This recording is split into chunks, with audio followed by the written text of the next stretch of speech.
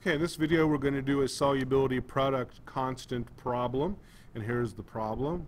Oh, there we go.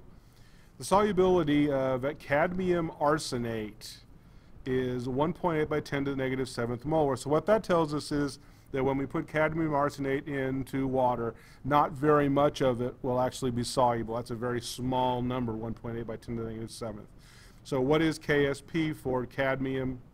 That's actually cadmium 2 sulfate. I'm sorry, acetate. Arsenate, how about arsenate? All right, so first thing we have to do a KSP is write the dissociation of this. So there's cadmium, but there are 3 of them, and then here's arsenate ion, and there are 2 of those.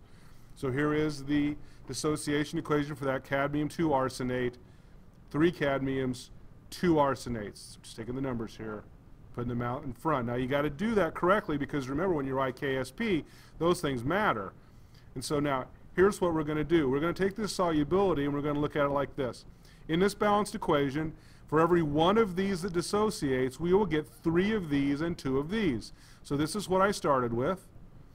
I get 3 of these for every 1 and 2 of these for every 1. This comes apart into 3 pieces and 2 pieces, 5 total pieces.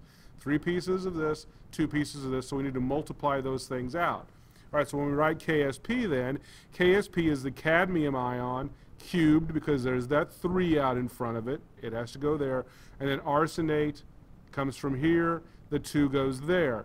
So now when we plug into this, here are our concentrations. This is the cadmium concentration, and this is the arsenate concentration, and we have to keep the 3 and the 2. So when we put that all in, it's going to look like this. Now, it looks like we shouldn't have to do that. The 3 is taken care of here. It's also taken care of here. This 3 has to do with the concentration. This 3 has to do with the equilibrium constant. So they happen to be the same number, and they always will be the same number, but they are doing 2 different things in the equation. So what we have to do now is just multiply this all out and do the powers. And when you do that, you should find that it's 2.0 times 10 to the negative 32nd. And we just leave the units off of KSP because they would be complicated. But what this tells us is that there is very little of this cadmium arsenate that ionizes because this is an incredibly small number.